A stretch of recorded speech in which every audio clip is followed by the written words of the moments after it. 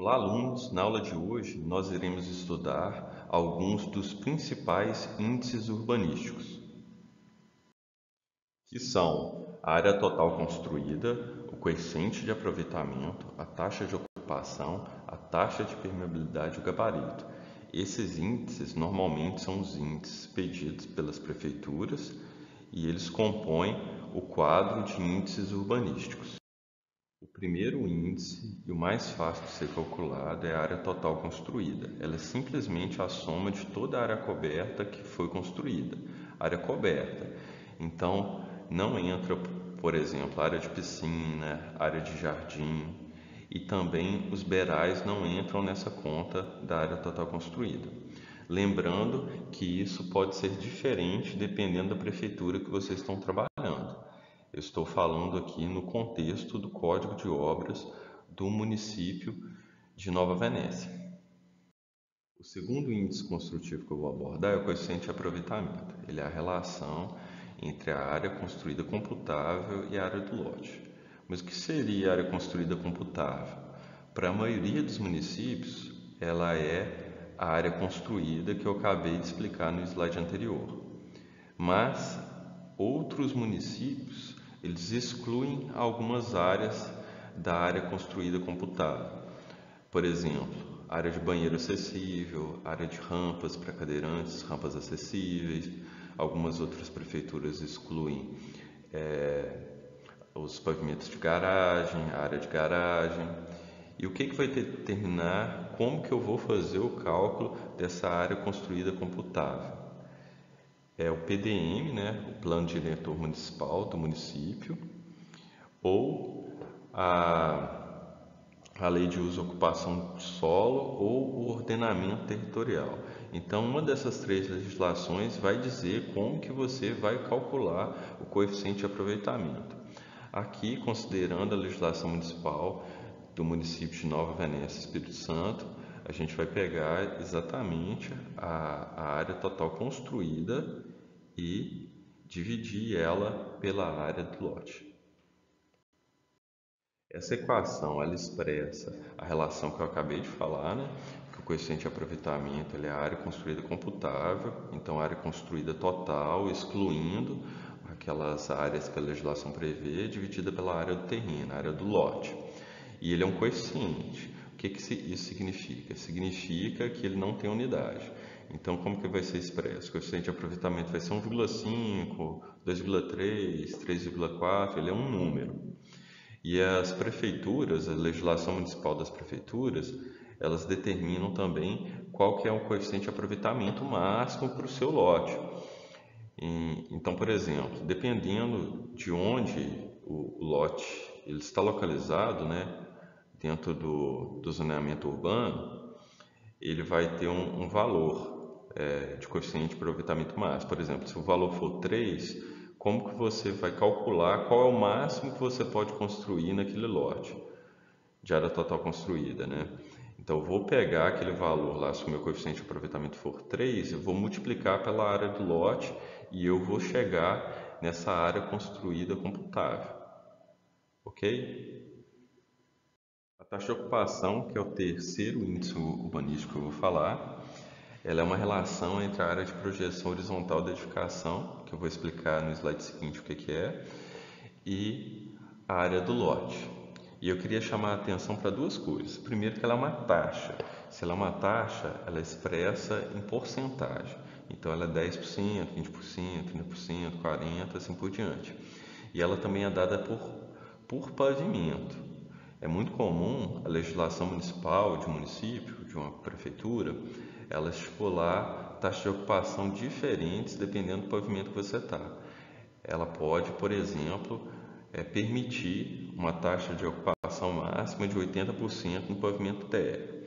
E para o primeiro, segundo, terceiro, quarto pavimento do edifício, ela reduzir essa taxa de ocupação máxima para 60%, por exemplo. E como que eu encontro essa área de projeção que eu uso para fazer o cálculo da taxa de ocupação?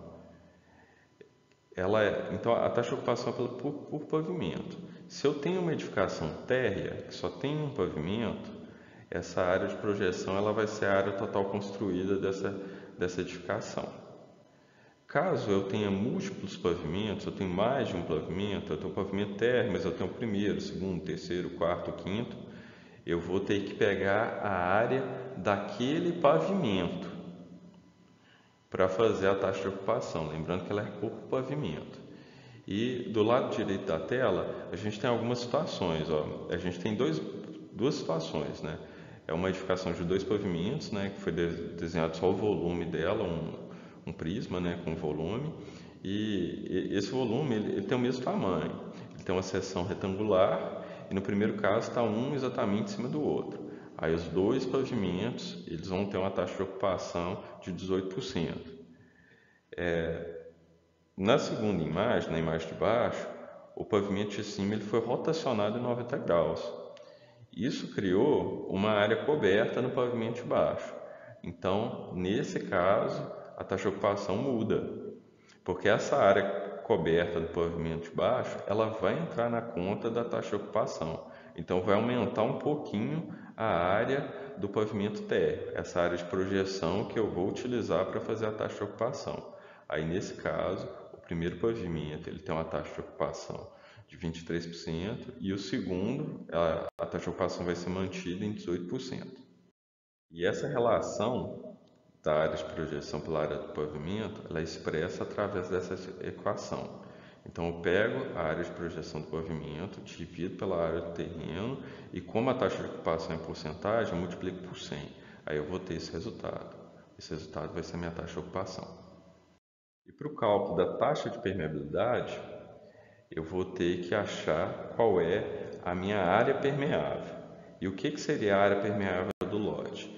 É qualquer área que não tenha piso e que seja drenável. Por exemplo, área gramada, solo nu, uma área que por acaso ela esteja com brita ou seja rolado, ou algumas prefeituras aceitam também um piso permeável, que ele tem um modelo que tem um nome comercial de concregrama, que ele é um piso intertravado, mas no meio dele ele é vazado, e é possível plantar grama no meio dele. Então algumas prefeituras aceitam isso também como área permeável, algumas prefeituras aceitam ele como 50% sendo permeável. Então isso também vai depender da legislação municipal que tem que ser consultada. Mas via de regra a gente pega toda a área permeável, que é a área onde a água pode entranhar no solo, e a gente faz a seguinte conta. A gente faz essa conta da equação. Eu pego essa área permeável, divido pela área do terreno e multiplico por 100. Multiplico por 100 porque ele também é dado em porcentagem. Ele também é uma taxa. As taxas são em porcentagem. O nosso último índice urbanístico é o gabarito, que é simplesmente o número de pavimentos de uma edificação. Por exemplo, se a edificação tiver um pavimento térreo e mais 5 pavimentos, o gabarito dela é 6. As prefeituras elas podem definir um gabarito máximo ou não, mas ele de qualquer forma é um limitador, né? Ele vai limitar o número de pavimentos que a edificação pode ter. Por exemplo, se o gabarito para aquela zona, dentro do zoneamento urbano, ele é 5, então a gente pode construir no máximo até 5 pavimentos. Mas pode ser que a prefeitura ela não use o gabarito como um limitador. E o limitador é o coeficiente de aproveitamento, que ele também vai limitar o número de pavimentos.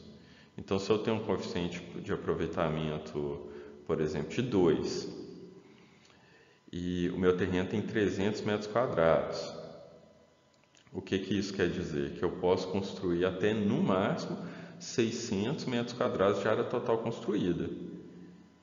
E isso acaba limitando o meu número de pavimentos. Compreenderam? Então, esse era o último índice urbanístico que eu ia falar. Desejo a todos uma ótima semana de estudos.